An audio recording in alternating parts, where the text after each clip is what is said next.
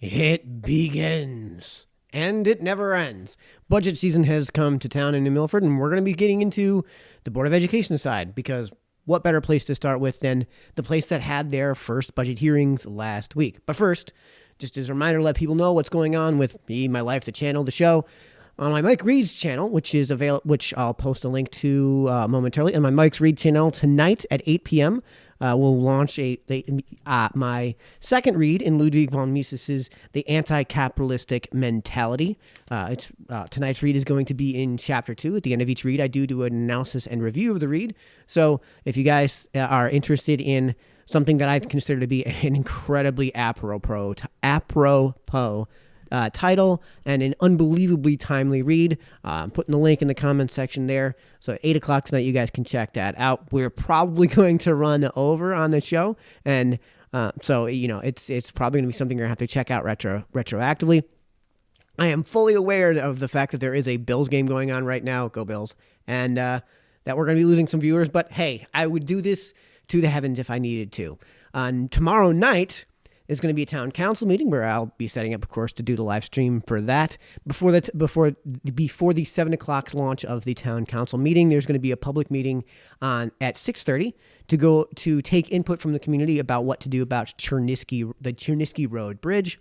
I would seriously check out tomorrow night's town council meeting agenda. It's a giant agenda, and the Chernisky Road Bridge side of things is hundreds and hundreds and hundreds of thousands of dollars. So something to look out for tomorrow night. Not going to have time to go over that tonight. Also, last week, on Thursday, I went up to New Hampshire to cover, believe it or not, secession. Right now, there is a constitutional amendment that's been pushed to committee, and there was a public hearing held last Thursday in New Hampshire for New Hampshire to secede from the Union. Yes, an amendment to the state constitution of New Hampshire. So not just a resolution, not just a bill. This is a real deal, and it's getting absolutely no coverage.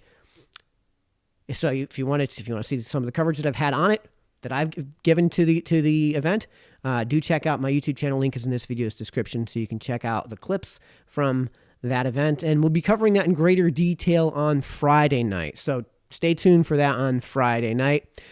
On Tuesday night and on Wednesday night, the Milford Board of Ed budget hearings are going to continue. At 7 o'clock on Tuesday night, the New Milford Board of Ed is going to have its final budget hearing. So if you'd like to speak during public comment for the budget hearing, that's basically going to be your last opportunity to do it before Wednesday night's deliberations. On Wednesday night, the Board of Ed is going to conduct its deliberations, make amendments to the superintendent's proposed budget, or not, and then presumably adopt a budget. There is a snow date of Thursday, so the following day. I'll put a link in this video here. Let me link to the agenda so you guys can check out the agendas for all of that. That's going in now in the comment section now, and put that into the comment section now here too. Please let me know in the comment section throughout the course of this video, or just right now, if you guys want me to do like we did last week, a bit of a watch party where I share the actual Zoom meeting to Facebook and also provide commentary over it. Maybe we have a guest or two in for all of that. So let me know in the comments if you want me to do another watch party for that event. If not, then I'll be watching it from the comfort of my office with no other viewers. It's just by myself while I do my research. So do let me know in the comment section if you want me to do that on Tuesday and or Wednesday night. Now on to tonight's show, because we've got a lot to get into. We will get to your Q&A, so if you've got questions for me, please let me know. Please put them in the comment section, and I will get to them when I get the opportunity to. If nothing else, at the end of the show, we always close with live Q&A. So if you've got questions, get them in. This is my way of allowing you to actually connect with me. That's me giving you more access to me than I otherwise could have. So we're going to be talking about tonight the budget, the Board of Education budget tonight. Last Tuesday night, they had their first their first hearing for the budget. They also had another hearing on Wednesday night. Now, I was out of town, so I couldn't watch it, and unfortunately, there's no video up yet on their site for me to watch all of that, and there's really nothing in terms of minutes on the meeting either on their site as well. So what we're going to be covering tonight is Tuesday night's hearing. Unfortunately, there's no way for me to cover Wednesday night's hearing for tonight, so if I say something tonight that was covered in Wednesday night's hearing, I guess I have to apologize because I have no way. I have no way of covering that at this point. And since I didn't watch it while it was happening, there's no way for me to glean any information from that. So if you guys have some, if I need to eat crow, let me know in the comments section. But tonight we're going to be covering last Tuesday night's meeting. And before we do, I just want to get quickly into a concept called Parkinson's law of triviality. It's sometimes referred to as the allegory of the bike shed or the bike shed effect. And I'm going to share a link to the Wikipedia page for this. This is just going to be a very, very brief aside. Let me share this with everybody. It goes like this. Imagine a nuclear power plant comes to town and wants to buy some property, excuse me, and build in the town, right? Imagine it could be presenting before town council or before a zoning meeting. It could be presenting itself before, let's say, its own board of directors and investors. And there's several parts to the structure. Let's say there's, the actual reactor and its core. There's the cooling towers and the water elements, because basically all a nuclear reactor is just heating up a rod. Rod goes into water. Hot water makes steam. Steam spins turbine. So the turbines and the cooling towers are one element. The reactor core itself is one element. The offices are another element. And then attached to the offices is a little bike shed. And all that little bike shed is just a place for, the people that work in the office who don't drive in, but who ride their bicycles in, to park their bicycles. That's all it is. And we can make up some numbers. The reactor core is going to be hundreds of millions of dollars. Let's say it's going to be like $700 million in terms of the budget. The cooling towers and the actual turbines, are going to be, say, like $300,000. The building of the office building is going to be another $200,000. And the bike shed is going to be like $150. Well, the bike shed is going to get a lot of attention because it's really easily accessible. It's not this big, grand project that's going to be hundreds of thousands of dollars and have dozens, if not hundreds of items listed underneath it. And, scrutiny is going to require a special amount of attention and maybe a little bit of a special expertise to go through it with a fine-tooth comb. So what winds up happening? Where does the board of directors wind up spending most of their energy and most of their time? Well, if we use shingles from this other company instead, if we do a bitched roof design, we change the roof design. If we use 2x4s instead of 2x6s, we could use paneling instead of proper plywood. And in doing so, you can reduce the cost of that bike shed by 33%. That's a huge decline. And what's going to happen is you're going to get this giant back and forth. It's a giant argument that takes hours. And in doing so, they're going to wind up saving 33% on this bike shed, which winds up being $50. So with the days, weeks, hours that they wind up spending on this bike shed, deliberating the cost of this bike shed and scrutinizing that with a fine-tooth comb, they save themselves $50. And if they'd spent that energy on the reactor core or the cooling tower and the turbines, or at the very least, the office building, that 33% could have been, again, hundreds of thousands of dollars in cost savings. But instead, they look at this complex reactor core that's going to cost, $750,000, and so where do we focus our energies? Where do we get our cost savings? This is going to reveal itself to be incredibly relevant throughout this process, but I wanted to get this idea out to folks because from my perspective, when I hear these hearings, oftentimes this is what winds up taking place. You wind up getting time and energy wasted on what is just nitpicking. And that's not what we're going to do here today. And that's hopefully what's not going to take effect throughout any part of this budget process, both on the Board of Education side of the budget and on the municipal side of the budget. So if folks at home are watching, I hope this is really taken to heart and should be applied to, again, both sides of the budget. So if you're a councilman watching or if you know a councilman watching, let them know about the allegory of the bike shed. And let them know that when it comes to these $1,000 requests, these $1,000 line items, either you approve of them or you don't. Don't waste time there. Spend time on the things that are actually driving the cost basis for the budget. the things that are occupying millions of dollars within the budget. Because if we can get a 5% savings in something that's millions of dollars, that's a whole lot more savings, a whole lot more of an ROI than even a 50% reduction cost savings on things like, on things that are going to wind up being a few $1,000 in the end. And again, I want you guys to remember that as we go throughout the course of tonight, because it's going to come back into play later on tonight. The other thing that we're going to be doing as a little tiny bit of an aside is that I'm going to be making reference very often to a video I did several years ago entitled The Truth About Spending in Public Schools. That's on my Captain Phoenix channel on YouTube. Right there, you guys, we can click on that video. When we can open up this video, and I'll pause it real quick so that it doesn't load up any audio. But I'll put a link in this video in the comments section here now. Give me 1 second while I pull up this link. That's right here. Let me get this into the comments section. So what I did here was my homework. So here's that link you guys can check out there. It's on YouTube and now it's on Facebook. What I did here, and you can see that this is a lengthy video. It's 21 minutes long. It's packed with data. And what I did was address two commonly held myths, two commonly held misconceptions about public education. And those two myths are, and these are really hard pills to swallow, but they're the facts. And if we're going to be dealing with facts, then let's deal with some facts. The two hard pills to swallow are, number one, overall public spending on public education K through 12 is not correlated with educational outcomes. Number two, class size doesn't seem to matter all that much. Tiny asterisk, which we'll get into in a bit. Class size doesn't seem to really matter all that much when it comes to public education in K through 12. And it seems like if you've got a huge decision to make between, say, the class size and the quality of teachers, you should be focusing on the quality of the teachers and sacrifice class size.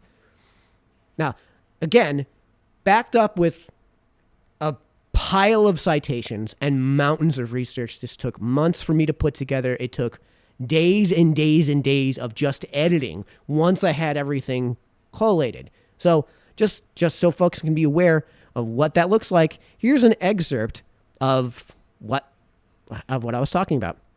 Enjoy. This myth is relatively easy to debunk, and we've known this for some time. According to the Coleman Report from 1966, commissioned by the National Center for Educational Statistics, quote, school-to-school variations from whatever source are much smaller than individual variations within the school at all grade levels. This means that most of the variation in achievement could not possibly be accounted for by the school differences, since most of it lies within the school, end quote. And that, quote, 70% of the variation in achievement is variation within the same student body, end quote. Further going on to say, quote, only about 10 to 20% of the total variation in achievement lies between different schools, end quote. But it doesn't stop there. Quote, the existence of variations among schools gives no indication of whether these differences are related to school factors, community differences in support of school achievement, or background differences. However, if these variations were largely a result of either school factors or community differences in support of school achievement, then the school-to-school differences would increase over the grades in school. However, this is not the case. There is no consistent increase for all groups in grades 1 through 6, and only a slight increase when an average of all groups is taken. Grade 1 is the crucial case here because the tests were given shortly after the beginning of school, and thus school factors could have had little effect, nor could community factors outside the family have had much effect. Thus, the school-to-school component of test score variance at grade 1 is almost wholly a measure of the skills with which children in different schools begin school. This school-to-school component is already large at grade 1. Thus, the larger part of school-to-school variation in achievement appears to be not a consequence of effects of school variations at all, but of variations in family backgrounds of the entering student bodies, end quote. We'll come back to the implications of these results in a bit, but a specific lack of correlation between public spending and educational outcomes was further found in a 2014 Coulson report commissioned by the Cato Institute, which suggested that, quote, the performance of 17-year-olds has been essentially stagnant across all subjects despite a near tripling of the inflation-adjusted cost of putting a child through the K-12 system, end quote. It further concluded that, quote, there has been essentially no correlation between what states have spent on education and their measured academic outcomes, end quote. It also contains pages and pages of graphs showing on a state-by-state basis the same trend in every single state of the union. Explosive growth in spending accompanied by no increase in performance. The 2016 MACNAC report found the same thing when performing research specific to schools in Michigan. Quote, the results suggest that there is only a very limited correlation between these two factors, spending and educational outcomes. Only 1 out of the 28 academic outputs analyzed showed a result that was a positive and statistically significant one, or different from 0, end quote, and further advised that, quote, it is unlikely that injecting new resources into Michigan's public school system, all else remaining equal, will make a meaningful difference in improving student achievement, end quote. Their conclusion was that, quote, there is no statistically significant correlation between how much money public schools in Michigan spend and how well students perform academically, end quote, and that, quote, this finding is consistent with what the bulk of the previous research has found, end quote. Not to be too cynical, but we can see that being played out in real life, in my district where these very myths are being purported. Here are how the 6 schools in my town have performed on standardized testing over the years.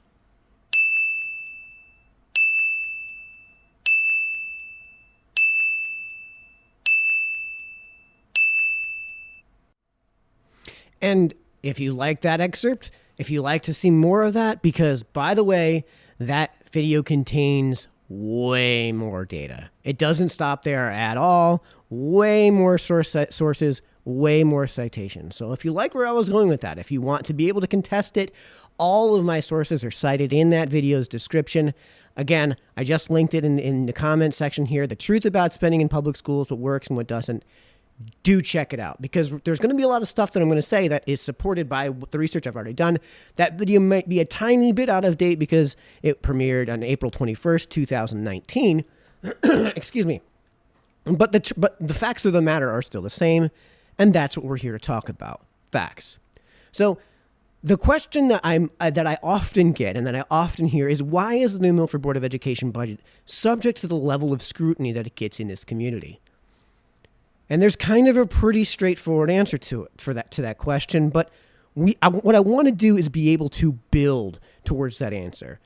Again, I love showing my receipts. I love evidencing claims that are evidentiary claims. So here's where we're going to start.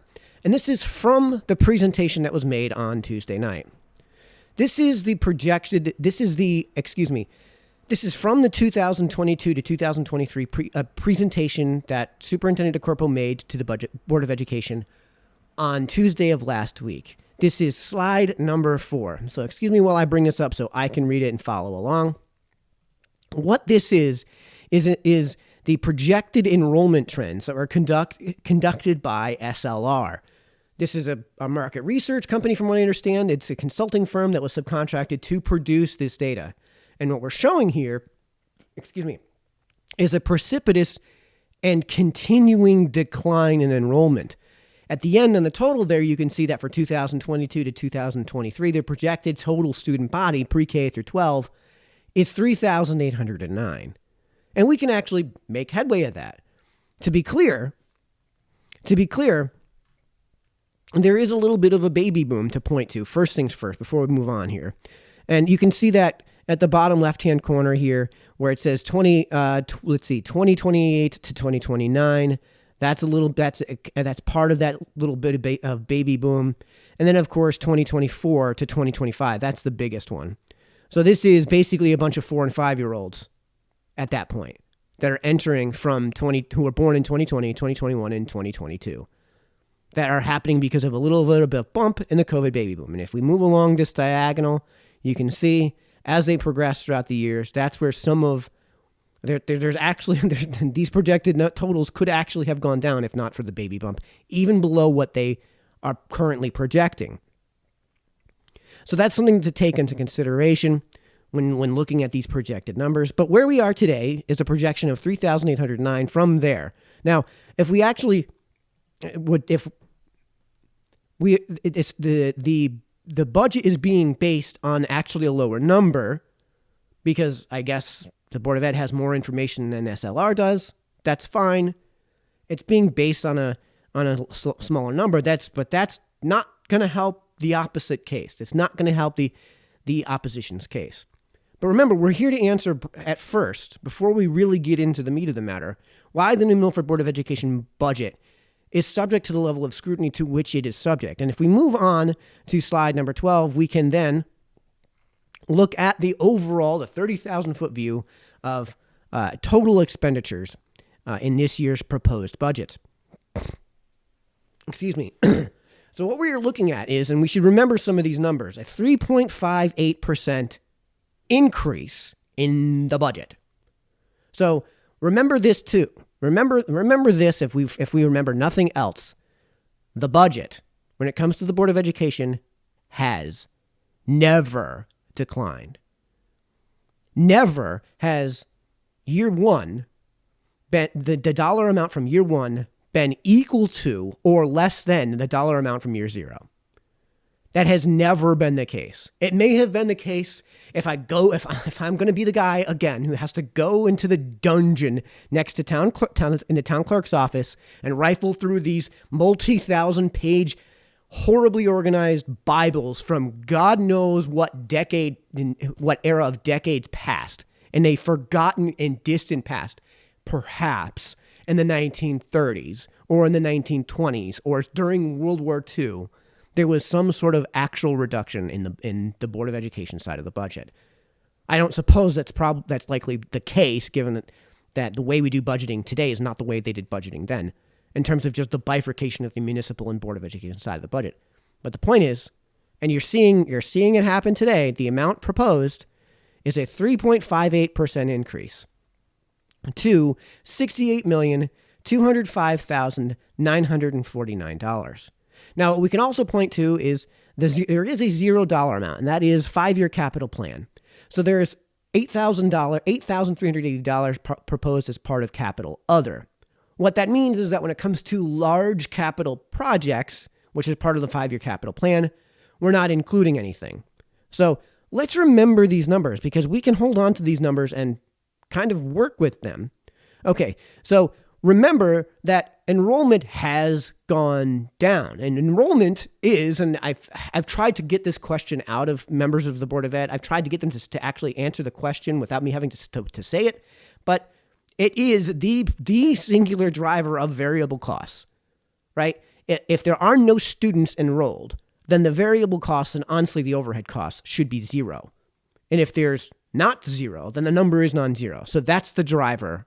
That's the originating driver of the variable cost at the very least. Excuse me. So remember that we're working with $68,205,949 and also effectively nothing in terms of capital, in terms of actual capital expenditures. So what did this look like in years past? What did it look like when we had peak enrollment? So what does peak enrollment look like? We can actually go back to the New Milford Public Schools budget from 2009. And there it is. That's your actual enrollment throughout the years. We can go back as far as 1999 into the year 2000. Now, this is what's readily available online. I could probably, again, go into the dungeon next to the clerk's office and get more information, but that's what's available to us.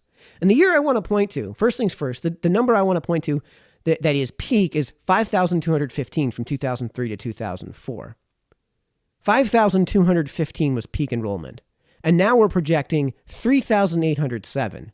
And if we're going to go to the Board of Education's numbers, the numbers that they're using to build their budget, it's actually less. So again, not helping the case. The number we're going to be working with tonight is from 2004 to 2005, and that number is 5,206. And the reason we're doing that is because that is the furthest back date where I can get actual budgeting numbers, the actual dollar amounts to go with those enrollment trends, which, by the way, have continued downward from that point for over 18 years and are projected to continue to go downward for the next 10. But the point is we're going to be working with the 2004 to 2005 numbers. So what we can do is we can work with those numbers, and this is what those numbers look like. So and I have to pull this up because it's too small for me to see in the broadcasting software. Board of Education, non-capital. Let's look at the non-capital side of things. 47,437,968 compared to 68 million. I can show, why does all of this matter? What are we building towards? Well, let's take all of this information and let's put it into an Excel spreadsheet. Let's make it digestible to see what is actually going on here. Folks, this is the source of the outrage. This is the source of the scrutiny. This is why New Milford Public Schools is under a microscope. We can go to the student body enrollments from 2004 to 2005 and the projected enrollment from 2022 to 2023. I evidenced my claims. I showed what they were. We showed the receipts. Facts, people. And we can look at overall budgeted expenditures from 2004 to 2005 to 2022 to 2023. 2022 to 2023, correct. What we have had over that same time period is a 26.8% decline in enrollment, yet 43.8% change in overall budgeted expenditures. So remember, again, the budget has never gone down. And we can break that out by per pupil because maybe it's because there's more students, which obviously there isn't. And the per pupil spending in 2004 to 2005, it was $9,112.17, and now it's over near $18,000. Well, maybe that's because of inflation. Nope. We can go to the Cpi Inflation Calculator from the Bureau of Labor Statistics and show that no, it would equate to roughly $13,000 by today's numbers. And remember, we're comparing $13,000 to almost 18. Almost 18. So this, folks, is the source of the scrutiny. And again, I'll have to put links in when I can. Right now, from a technical feasibility standpoint, I can't do it. Right? We can actually get Yeah, we did. We went over all that. Excuse me. Well, I go over my notes. But this is the reason for the scrutiny. Even if you adjust for CPI, what we have seen is a 26.8% decline in enrollment and a 43.8%, near 44% increase in overall budgeted expenditures, despite a 26.8% decline in student enrollment and the shutting down of an entire school. Hence the scrutiny. So remember what we said about this year. Let me get back to where I need to be. So if we look at the budget for this year, right, we're looking at a 3.58% increase from year to year in the budget. Where is that coming from? This is a question that really needs to be answered. What is driving this cost basis? What exactly is that 3.5%? What exactly is that 3.58%? Well, that's actually shown on the very next slide. Excuse me while I get to that slide out. Slide 13. Salaries and benefits.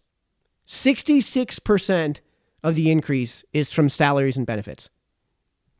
That's what the motivating factor is here. That's the thing that is unsurprisingly labor. 2/3 of that increase is labor, which is for anyone who's ever run a business, for anyone who's ever done any accounting for a business, for anyone who's ever opened a finance textbook, This shouldn't be a surprise to anyone. Supplies, things that are actually motivated by something like inflation, went up by less than inflation. That's that 111,000 number that went up by 4.71%. And as Alicia explained, the year-to-year inflation rate was 7%. So just to be clear before we move on, so did property services and quote-unquote capital other. For the record, what are the other services? Well, there they are in slide 14. Again, the very next slide. Almost all of the quote-unquote other services are just subcontracted education. Again, also driven by labor in terms of a cost basis. And just to point out, too, and when it comes to new positions, over $200,000 at net in new positions. So what is actually driving the increase? This isn't me saying this is a bad thing. This is me saying that the thing that is causing the year-to-year increases is labor. It's staffing. It's, for all intents and purposes, the number of teachers, right? It's not inflation, right? Because the teacher contracts, the teachers are paid by contract, and those contracts are negotiated often, at least prior to the year's beginning, and oftentimes years in advance. So these are negotiated contracts. Again, often negotiated years in advance that can't possibly have been reflected, whose cost basis, of course, and whose mandated increases can't possibly be a reflection of the extremely recent inflation rates. So with all of that out of the way, again, all we're talking about are facts. I'm not saying anything is necessarily good or bad so far. We're just giving everybody the facts. So now let's get into the meeting itself. Now remember, no video from Wednesday night. So sorry, folks, it's going to have to wait at the very least. Maybe I'll have time to go over it tomorrow if it winds up getting posted to the website. In this video, the actual presentation that's being made kind of further reveals the skepticism with the Board of Education budget. It kind of reveals how the budget itself was built and what the idea was that the budget was built around. What was the framework?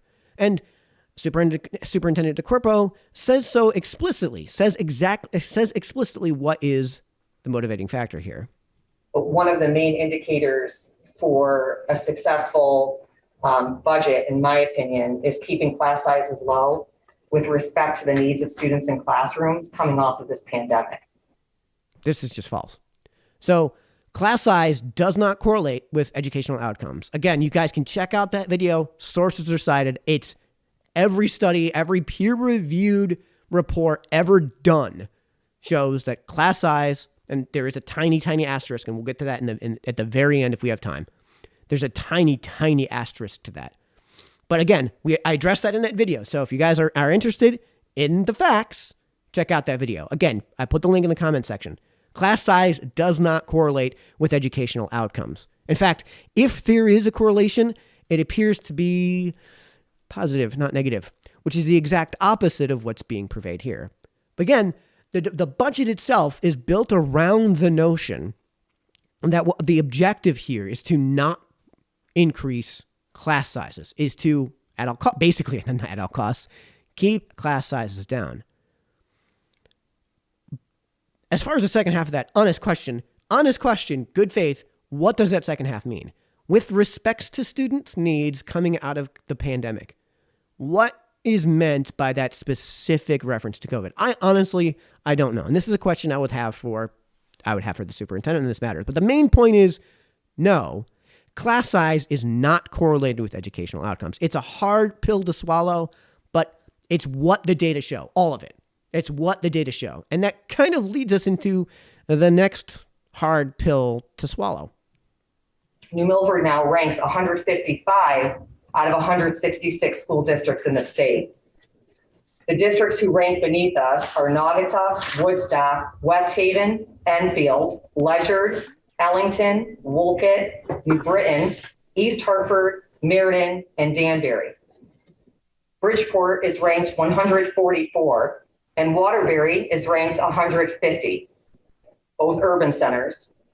And we're often compared, New Milford, to surrounding districts. So if you take a look at nearby districts, Bethel, who's in our dirt, New Fairfield, Sherman, regions 1, 12, and 14, they had increased their per pupil expenditure by $2,539 a few years ago, making that a 10.74% increase. And since they were already positioned higher in this ranking per pupil, that percentage actually moved them up in the ranks rather than reduce them, which is what happened to us. So, first things first, no, overall spending, even per pupil, is not correlated with educational outcomes. We talked about hard pills to swallow. I understand that this is a hard pill to swallow, but if we're going to be talking about facts, these are the facts. And the Board of Finance knows it.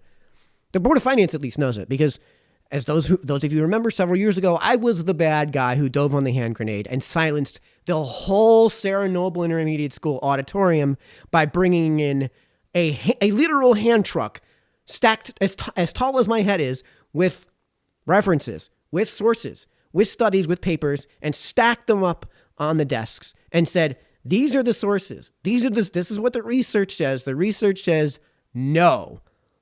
Overall public spending on public education K through 12 is not correlated with educational outcomes. So let's put this whole thing to bed. Again, I showed you guys an excerpt, just an excerpt from some of the research I did in making that video. Spending is an input, not an outcome. Outcomes are what come out of that spending and what come out of the process that takes place, which is allowed for by the spending in a certain way.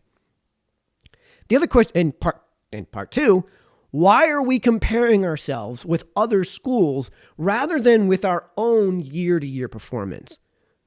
This is part of independent variable control. If you want to follow the science, we don't have like student bodies. We don't have like residences. I realize that there is such a thing as a DERG, but again, even our student bodies compared to Brookfield are not the same student bodies. Even our residents compared to Brookfield are not the same residences. That's why we have bifurcated budgets between us and Brookfield. We don't all vote on the same town budgets. There's a reason for that. It's not just an arbitrary political boundary. Listen, between these borders, these people are just not the same people. And that's not a bad thing. That's fine. Brookfield can do their own thing. But this is an independent variable that we actually have to control for. The way you do it is to compare yourself to yourself using actual performance metrics. And yes, you do have a duty to the taxpayers to present a budget that they will approve, not support. And we've got to just stop with the slander that's been going on for as long as I can remember. The word is approve. You are actually seeking their approval. It is the people who govern themselves. This is government by the people. If they don't approve the budget that you propose to them, and when I say you, I mean not only the Board of Education, of course, not just the superintendent, not just the town council, Board of Finance too, all of these processes along the way, you do have a duty to the taxpayers to present to them a budget that they will actually pass. This is why there is all of that oversight along the process. So we're not just governing by diktat of the superintendent. And Alicia, I understand you have a job to do. So this is not me like dunking on Alicia by any means. She has a job to do, which is to build and present a budget. And she's built a budget and she's presented it. She's done her job in terms of building and presenting a budget. But it is also the Board of Education's job to subject that budget to scrutiny. And then the town council's job and the Board of Finance. And then finally, for all of these bodies to progressively put forth a budget that will pass at referendum, that the voters will approve. And please stop smearing the majority of voters, because it takes the majority of voters to approve budgets. Please stop smearing them by saying they don't support education or they don't support the budget. No, they just don't approve of it. That's a completely different framework that we're dealing with when we're talking about approve versus support. And I think the people that you are using that terminology know it. So let's stop with the slander. And by the way, this is why I asked this question about the duty to the taxpayers at every interview I conducted.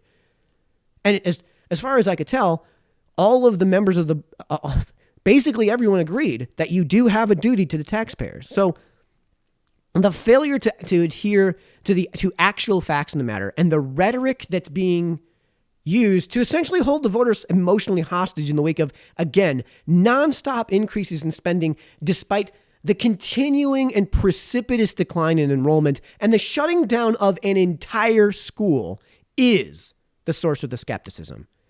This is where that lack of trust from the community has been earned.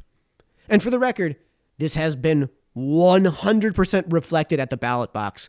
And we're going to come back to that later, so stay tuned. The point is, the skepticism and cynicism is something that New Milford Public Schools has earned over time. It's not some sort of, Republican conspiracy theory to destroy public schools because they genuinely hate education, because they genuinely hate the kids, because they won't think about the children. It's why the only great principled reason not to take the libertarian approach it's why the only great and principled reason not to take the libertarian approach when it comes to the Board of Education side of the budget right now is if you're to be an absolute cynic, that money won't come out of the obvious driver of the budget, which we've already gone over, is staff and labor. It's not just the great driver of the budget increase, it's also the primary driver of the budget. And Superintendent DeCorpo goes so far as to say the quiet part out loud. This is clip 3. And I also get questions, and I've heard from board members, I'd really love to see this program in the schools. Why don't we have this? Getting compared to area districts. We can't compete with what area districts have if we don't have additional funding to use to put into programs. Which you could get by increasing classroom size and laying off some teachers. Again, I'm just talking about returning class sizes to what they were in the early 2000s, what they were when I was in high school. I experienced this. I'm not talking about 70 student classrooms, right? I'm talking about what I experienced in the early 1990s when I was in third grade. That classroom size when I was in third grade in I forget her name now. Mrs. Lang, great teacher. I'm only going to name names in these cases when I have something to laud a teacher for. Mrs. Lang was one of the best teachers I ever had. And it's probably the best teacher I ever had in elementary school. I'll say that much. Yeah, I'll dive on that hand grenade. Mrs. Lang was a fantastic teacher. That classroom size was consistently in the upper 20s. In third grade. And we sometimes had over 30 kids in one class when I was in elementary school, depending on how kids got shuffled around between each classroom. And you'll never see this happen again. Right? Again, I'm not suggesting 70 student classrooms necessarily. I'm saying that obviously there's a limitation to what the facilities can reasonably hold. I don't think that Mrs. Lang's classroom could have even fit 70 desks. So no. So you don't have to gaslight me on this matter or put words into my mouth. The thing is, you're just never going to see this happen. You're never going to see this approach take place. The libertarian approach to the budget, which it's going to lead to nothing more than the number of teachers being identical and all of the services and programming gone.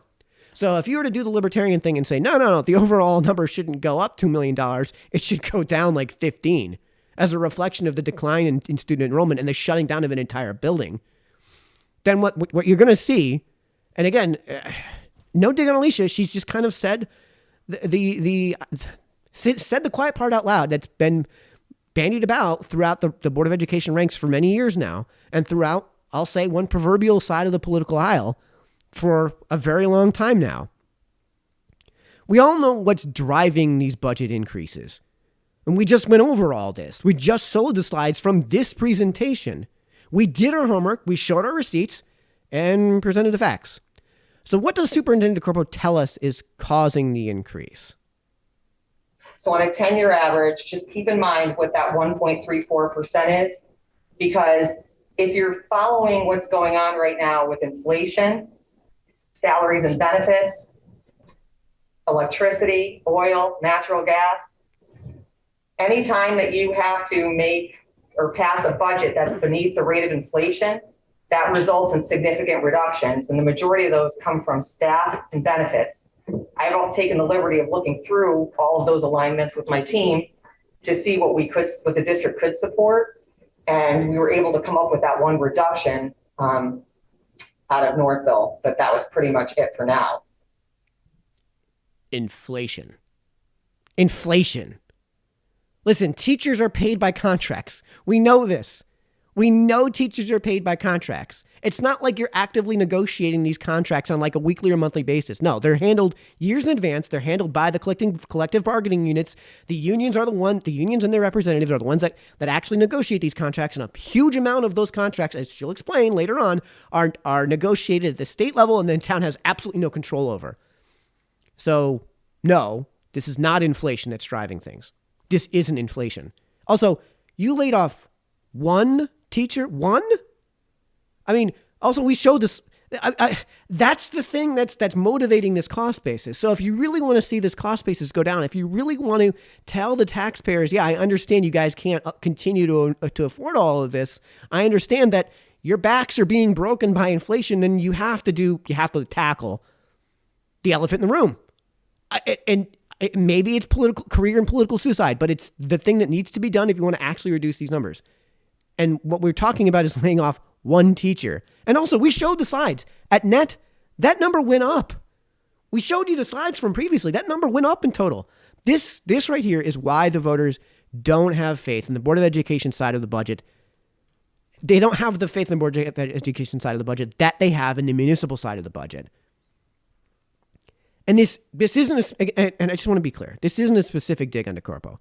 All she's doing is presenting the same case, rhetoric, and talking points that have dominated the Milford Public Schools for decades. Things weren't any different with previous superintendents. This is no shot at Alicia DeCorpo. This is just trying to debunk the ethos, the spirit of things that have just come to take over the Board of Education, and why there is so much lack of faith and so much mistrust in this process. I'm not going after the person. I'm going after the ideas, which, again, long predate Superintendent DeCorpo and, frankly, have got to come to an end if you want to restore faith in this process. If you want to have Board of Education budgets that reliably pass at referendum, like the municipal side, then this is what you're going to we're going to have to see changes in this ethos and in this spirit. It's what leads to the most cynical take on the cynicism, the most cynical takes. This is what leads to all of that. And it leads to cynical takes like, well, we also have copiers, copy machines that are in dire need of being replaced. I'll show you an example of something that happened when the copier got tired today, wasting a bunch of paper. This is prevalent across the entire school district. Our copiers are at end of life. They are, I have teachers begging for them. They want to know what the timeline is for when the copiers will be coming in. Okay, stop. The copiers are $31,000. The budget's is $69 million. She's showing you what's going to come out of the budget if the request isn't approved and submitted. These are the types of things where if the budget doesn't get approved, as submitted, these are the type of things that she's going to take out of the budget, that the Board of Education is going to expect to take out of the budget, if nothing else. This is the bike shed effect in practice here and now. The real driver is staff. But nobody wants to deal with this, and instead we get God knows how much time spent on utterly trivial matters like this. So the most cynical take is, why are we spending so much time in this? Why is Alicia DeCorpo even talking about a $31,000 expense for copy machines in a $69 million budget? And the most cynical take is that if you spend a ton of time on this, you're going to wind up burying the actual cost drivers. You're going to wind up losing in the weeds the actual drivers of these year-to-year increases and the bulk of what's actually driving the cost basis in the first place, not just the increases from year to year. It gets worse. 1920 actually was the year when we had to reduce the budget pretty significantly, and we were going into supplies, which had a direct impact on per pupil. Next year, we should climb in standing a little bit because we had that 2.14% increase, and we reallocated a lot of the funds back to supplies that were directly impactful of students. But anytime that we're increasing in areas that don't affect this per pupil, and we're responding by reducing the per pupil, it's gonna, it's gonna reduce us in rank. We have a long way to go, I think, to get even to be where our DIRG is. False. Just false. Number one, the Board of Education budget has never been cut. So for all those people that are going to keep doing this, that are going to keep spreading this just myth, evidence it. Show me the year. Show me the year. Show me the actual number from year to year where that number went down. Stop it. Stop it. The requested amount has not been approved by voters in every year, right? That's not a budget cut. Not by any financial auditing or accounting standard. This is a complete rejection of GAAP, and this is a complete rejection of the meaning of words. And the thing is, the proverbial side of the political aisle that is spreading this myth doesn't deny that the dollar amount has never gone down year to year. Straight up, 1984 needs to be mandatory reading as part of the high school curriculum. If it isn't already, it needs to get in there. And number two,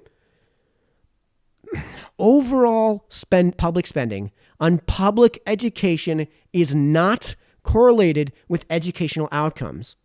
Instead, we get a doubling down and a slandering of the voters.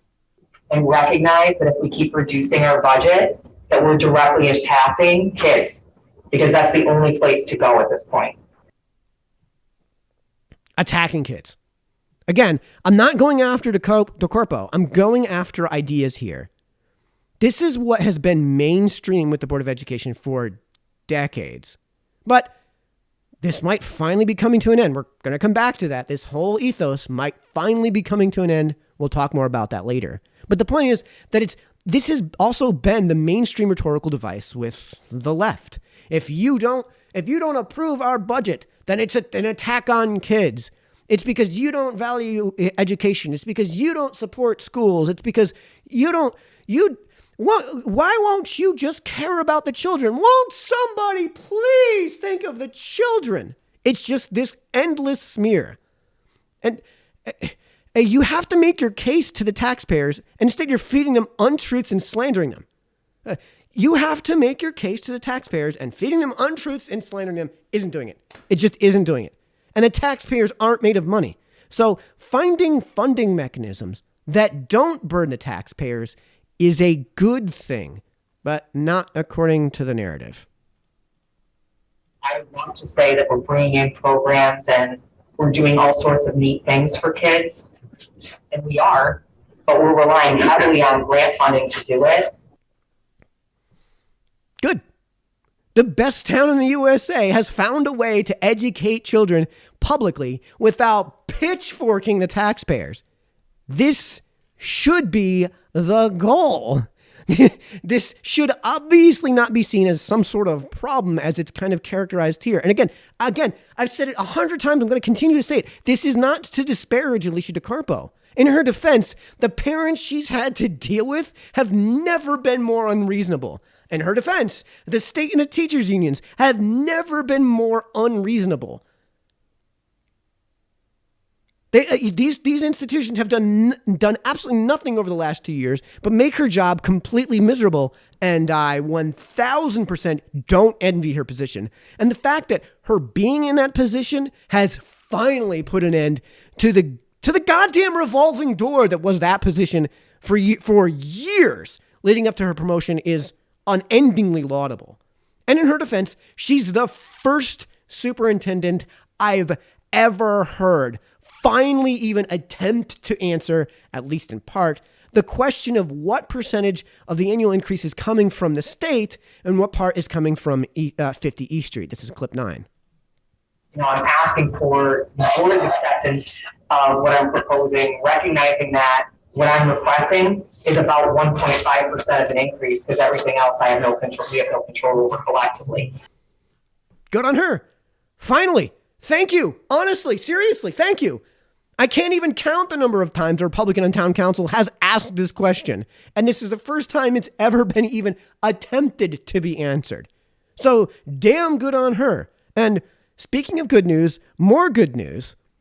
As far as the Board of Education makeup is concerned, the warnings that failure to change is going to be reflected in the ballot box that have been coming from the community for years have finally come to fruition. Now, I'll admit, at this point in the meeting, the audio becomes kind of crappy. And that's kind of completely outside of my control. I wasn't the one handling the audio in that one. No dunk on Mike. It just had a bad night. The audio was crap. It was garbled. So you're going to have to bear with me, and I'll do my best where it gets really awful. If you've got questions, let me know. If it's completely unhearable, let me know. Excuse me, I'm just getting things organized here. This is where things get a little bit garbled, so you're going to have to forgive me. But thank you, Eric Hansel, for finally saying the things nobody has been willing to say ever. And guys, let me know in the chat if you guys can't understand this. But damn good on Hansel. That's all I'm talking about. We do a comparison from town to town. Like we are 163. We're 155. We're 155. 155, whatever. Yeah. But what I'm most concerned about is I want to see where in our budget, or at least roll down one level to see what comparatively are we, if we're underspending really bad in one area, or if we're normal in another area, and maybe even high in some area. But we need to identify that so that we can actually make the point that, yeah, this is why we need the increase in budget, so we can spend here, and here's why that's important. But right now, just in general, the goal is not to spend more than the other towns. The goal is to spend it efficiently, but we have to show that to make that case. Yes! Finally! Thank you! Thank you, Eric Hansel. I know we're like 6 months into his tenure, but this alone, this one soundbite alone might just secure my vote to reelect him in 2023. Finally, somebody says, somebody is willing to swallow the hard pill. As long as you're willing to continue with that thought process, Eric, you'll have my commendation. Like, as long as you're willing to take that idea and just run with it, you'll have my commendation from here until eternity, and you'll have my vote in all likelihood from here into eternity. But as far as the specific request that he was making in that video, and again, guys, let me know in the chat if you guys couldn't quite understand that, and I'll try to explain what he was saying there. I'm seeing at least one respondent saying that you can at least hear it. Again, the audio isn't very good, so if it gets garbled to a point where you guys can hear it but you can't understand it, I'll do my best to explain what's being said on the fly. So let me know in the chat if that becomes a problem. But as far as the specific request that Eric was making, there was a little bit of pushback from the chair about the feasibility of obtaining that information. Later that evening, if you were watching our watch party with me and Joe DiGregorio, Joe D pulled that information from other schools from one source, one location, on the fly that night. So no, it's not that difficult. And I want you guys to see this succinct clarification from Eric Hansel. The chair apparently agrees.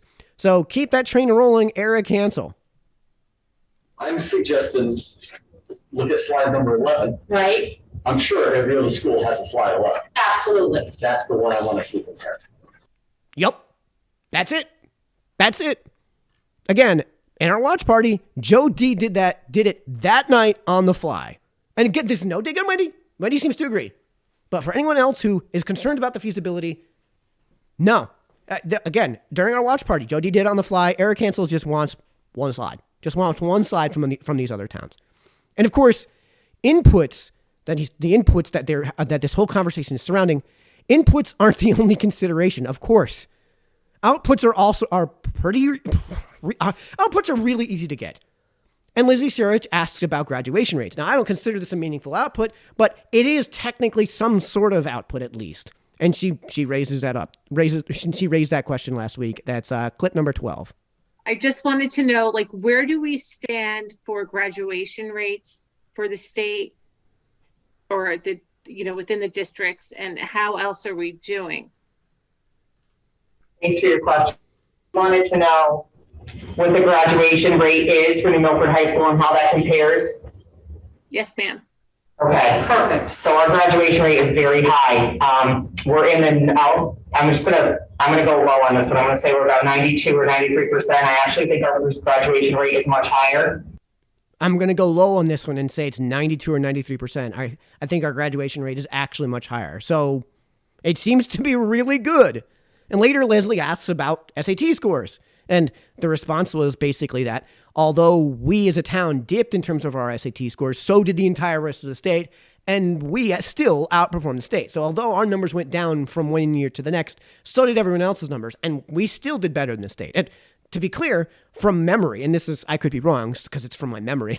I've been wrong before, folks, and I will probably be wrong again. But from memory, we way outperformed the state when I was in high school when it came to SAT scores. So the corporal may actually even be underselling our success here in New Milford, which again is to her credit if that's the case. So the point is that none of this is that hard. And it wasn't just the two Board of Education members that get it. It's hard. It's going to be hard for me just to wrap my head around this, but I can't believe it's taken this long. But Pete Helmus finally just says the obvious. The point we've all been trying to make to the Board of Education for decades. And, well, it looks like my votes were well spent. Go, Pete. To your point, what's success look like? Success looks like the outcomes. How much money you spend to get that success. The less you spend to get the same amount of success is a better outcome than spending more and getting the same level of success. Damn right. Damn right. Quote, success looks like outcomes. Yes. Success doesn't look like inputs. It looks like outcomes. The goal, like Eric Hansel said, isn't to just simply outspend the other towns. And as Pete points out, yes, spending less to get the same level of success is a good thing. This should be the actual goal. Maximizing success per unit of input and at least eclipsing a certain absolute threshold of success as well in terms of educational outcomes. So damn good on what looks to be the Republican half of the Board of Education. We finally might have a Board of Education that, at least in part, wants to deal with reality and the mountain of data that's readily available. All of this, again, is going to be reflected in the ballot box, and it has. And all I have to do to prove this is to point to the scoreboard. And the scoreboard says 73 to 27. 73 to 27. I hate doing this. But as we're going to see in just a minute here, I have to. All I have to do is point to the scoreboard, 73 to 27, in a town with more registered Democrats than Republicans. And landslides at every other elected office, too. I mean, you guys voted. You sent the message. And the 27 didn't get it. But what should we expect at this point? Because what should we expect at this point from the 27 when they lose that badly, right? Like, why did they lose that badly in the first place? Right?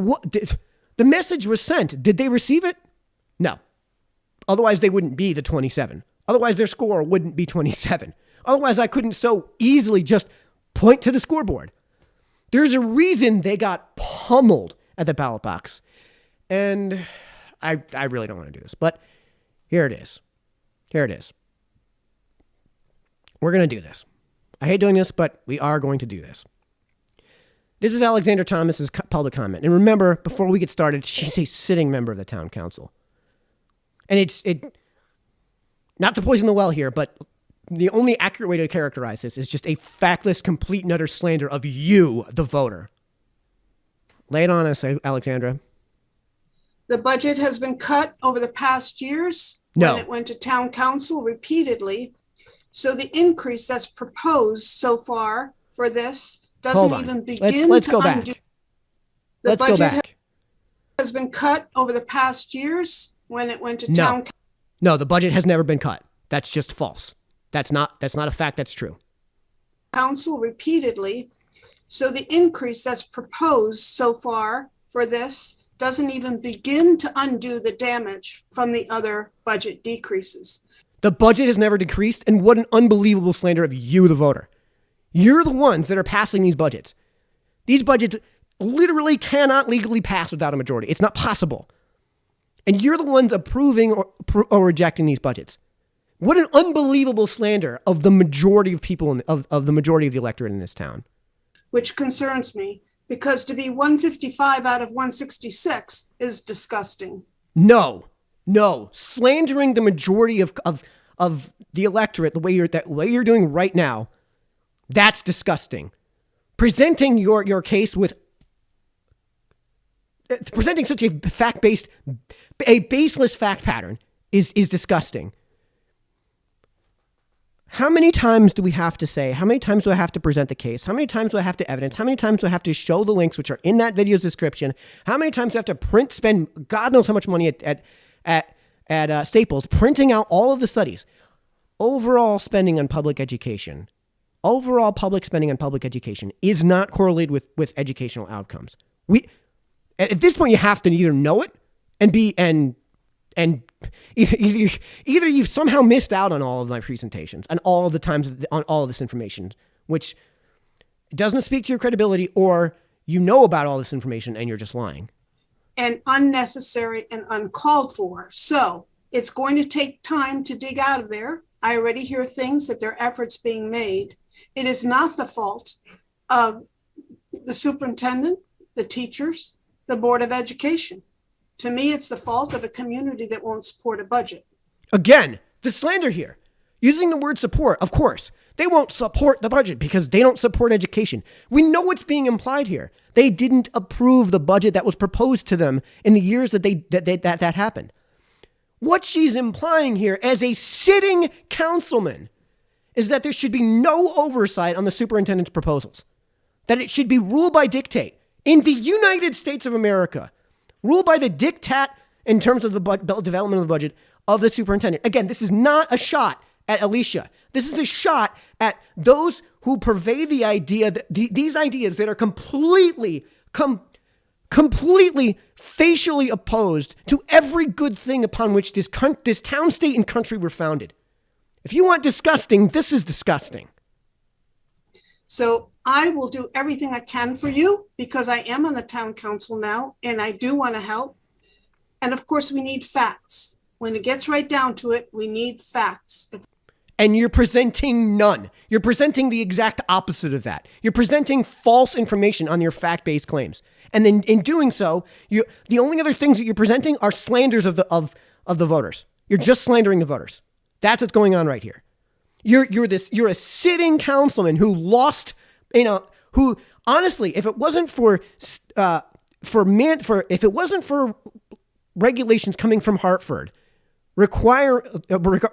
relating to minority party representation on the town council, she wouldn't have a seat. It'd be a one-party town if it wasn't for that. And quite frankly, even if that wasn't the case, even if the DTC was able to put forth candidates their own constituency that Democrats could actually vote for, and it was 50-50, I don't think this town would actually have approved by itself of those regulations coming in from Hartford regarding minority party representation. I don't think we would have. And again, so what she should actually be is eternally grateful to the voters. She should. What she's doing, instead of being grateful, is openly admitting that she's abdicating her responsibilities as a town councilman. Openly admitting she's abdicating these responsibilities and smearing you, the voter, instead. And saying you're the bad guy because she is going to abdicate her responsibilities in providing oversight. Not just a blind rubber stamp, but oversight to this budget. There's a reason I have, over the years, proposed, admittedly facetiously, a $100 quadrillion Board of Education budget. Tell me why that's bad. What? Tell me why it's bad.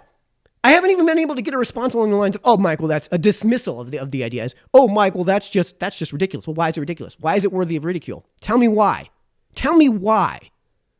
Because you know what I'm going to respond with? I'm going to respond with your own arguments. "Oh, well, it shouldn't be $100 quadrillion because that's ridiculous." Well, don't you care about the children? Don't you support our schools? Don't you support this town? Don't you support our children? Won't somebody please think of the children?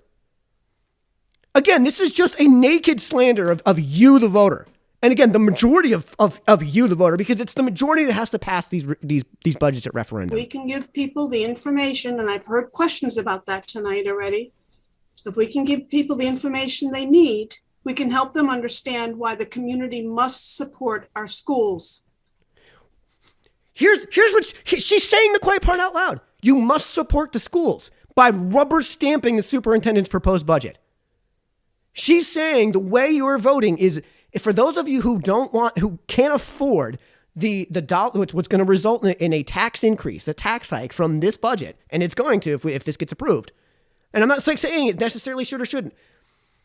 But if you're not in favor of that necessary tax hike, it's going to produce a tax hike. If you're not in favor of that tax hike, you don't support our schools. What an unbelievable slander of you, the public. And what a complete gaslight of the position of those people who are voting either to approve or to not approve of that budget. It's not some sort of Republican campaign to destroy the schools. No, it's not. It's reasonable voters here in New Milford, many of whom are Democrats, who wouldn't vote for you. Remember, you guys lost in a landslide. Pete Bass can't win 73-27 in a town like this without winning over thousands of Democrats. Again, I'm going to keep pointing to that scoreboard because you guys are going to continue to slander this community. Efficiently. A zero budget is not doing it. What if there were no students left? What if, because of your slanders and this type of rhetoric, what if the entire parental body here in this town said, screw it, we're homeschooling? What if there was zero? What if there were zero students enrolled in New Milford Public Schools? Would you be willing to spend, would you be willing to have a zero budget then? This is not arguing on principle. This is arguing in obvious bad faith. Even close to zero is not doing it. These are COVID years we're dealing with. So many more painful things.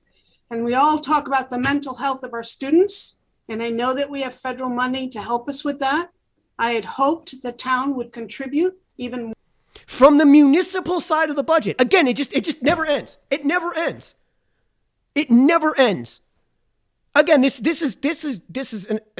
is your character she's going after. This is your character she's deriding. More monies to help with mental illness and mental concerns in our school systems, but I was not yet supported by that. We know what that means. We know what that means. We know that you guys wanted to take that $7.9 million and just hand it off to the Board of Ed because you guys don't have a limiting principle. Why wouldn't you support a $100 quadrillion budget on the Board of Education side? Seriously, for everyone watching, if you run into somebody who's going to be spreading this slander, say, honestly, straight-faced, you propose a $100 quadrillion Board of Education budget. Just say it. Just say it and ask them if they'll support that. Ask them if they would approve at referendum a $100 quadrillion Board of Education budget. And if they say no, ask them why. But let's not forget our teachers and all the support staff who also need extra help. I think that what we've asked our teachers to do is well above and beyond. It always has been, and New Milford is not known for being teacher friendly. What a horrible slander. Not known for being teacher friendly. What does that even mean? Be honest with, tell me what that means. Are we talking about freedom in the classroom? Because I guarantee you're not. I guarantee you that one of the things that actually predicts positive educational outcomes is freedom in the classroom. I guarantee you're not in favor of that. I guarantee you if a teacher said, you know what, I'm dealing with a bunch of 5-year-olds who desperately need to learn the English language and have spent 2 years never seeing a human being without a mask over their face, and they're struggling with language. They're struggling with learning the English language because they can't see the lips move. They can't articulate in a way that human beings have learned language for all of eternity, for all of human existence. What if you're the teacher in the classroom that says, you know what, these kids are struggling, they have to take the masks off, and they're kids. I can't say they'll be fine because we're on YouTube, but they're kids and they're masks. What about that? Because that's an element of freedom in the classroom. Right? What if a teacher said, you know what, the kids are constantly complaining about these masks. It's time for a mask break because they're having trouble breathing. Because they're constantly complaining about it. Because they're constantly fiddling it with it. And it's just impossible. It's disrupting the learning environment for me to constantly have to say, hey, no, Jimmy, keep your hands away from your face. You're not supposed to be touching your mask because you're not. Right? Well, the barriers between the students. What if the teacher said, you know what, for what we're doing, we have to take these barriers down. That's freedom in the classroom. If that's being unfriendly to teachers in the classroom, I want to hear you say it. Because I know we all know what's being implied here. That we won't just rubber stamp infinity dollars to the Board of Education. So we need to turn that around. I think that administrators, we can't possibly be heavy in administrators. No, we can't possibly be heavy. I propose 1 million administrators. 3,800 kids in the program, like 3,800 kids in New Milford Public Schools. I propose 1 million administrators. Again, no limiting principle. She's saying the quiet part out loud. I can't believe she's actually doing this. And you're the voter. You're the one who's going to be making your voice heard when it comes time to have public comment, when it comes time to vote on the referendum, and when it comes time in November for elections. Back in the day when you had a principal, assistant principal, and teachers, those administrators didn't have all those extra people that were needed in the system to take care of the student population. The number of people a principal, school principal, and ultimately a superintendent have to support is a much bigger and more diverse group of people than we ever did in previous years. And fair. Then what you should then I would love to hear your prescription for more School of Management and Business school majors going into these positions. But that's the exact opposite of what you know it's going to come out of her mouth. it's even worse with COVID. So the more we can help our community get the information they need, and the more what you need, I need to hear from you too. What do you need? How can we help? And I'm with you in your struggle. I plan to listen to everything you all have to say and do what I can to support our kids and our families. Because which you know means a rubber stamp. Milford is our families. So we have to take care of them. And now that was my speech with a few questions, and I'll see you. To your point, what success looks like? Success looks like the outcome. Sorry, it wouldn't be an episode of the Mike Sennello Show without technical difficulties. And that brings us to our wrap up here. This is the proverbial other side. What an unbelievable slander. This is a giant video of bold strategy, Cotton. Let's see if it pays off. Right? Like, what an unbelievable way to treat you, the voter. If you want disgusting, that's disgusting. If you want factless BS, then I mean, I don't know how else to characterize it. And again, this isn't necessarily a slander on Alexander Thomas, although I would say that what she said reflects more on her character than mine, right? Me commenting on what she said about you and how she's characterized you, the voter, that says a lot more about her character than mine. And speaking of which, your voice will be heard, at least by those who have ears and neurons firing and who aren't completely out of touch with you, the voting public here in New Milford. The final budget hearings Tuesday night and the deliberations and adoption are Wednesday night. There will be public comment at both. The town council and the Board of Finance will have their meetings and their joint hearings and their public hearings. And there will be public comment at all of them. The referendum will happen in May. And if nothing else, 2023 is an election year. And if it's that bad, you elect out of office. If things get really bad, you elect out of office those you don't want, and you elect into office those you do. And those who are willing to actually listen to you, again, the voters. And if you want a continued, complete rejection of reality and continued disgusting smears of you, the voter, well, then keep electing Democrats. So we've run way over on time. I haven't had a chance to look at your commentary, so we're gonna jump into Q&A right now. So again, folks, if you got questions, comments, please let me know. Please jump in. So let's see what people have said. Keith's joined in. Thanks for watching, Keith. Paul's joined in. Thanks for watching, Paul. Just comments from Daniel Donnelly. Daniel, thanks for watching. Leslie, the watch party was interesting to watch. Thanks, Leslie, for watching it. Love to get more input, more specific input from especially you, who was a part of that meeting. So I'd love to hear your thoughts on that matter. Keith Swanhill says, please ask questions. Paul, correct. The budget for the school has never been reduced, just the funds that they want. Yeah, and Paul, they admit it. And yet they still say things like every year the budget gets cut. No, that's just not true. That's just not true. They know that that's the case. How else do you characterize a knowing untruth other than as a lie? And it's been the talking point from that entire side of the aisle.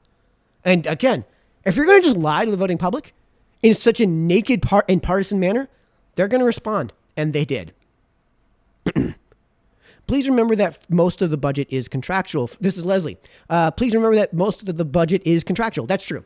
That's true. And it's nice. It's nice that we finally have a superintendent who's going to say things like 1.5% of the increase is what I control. The rest of it is contractual.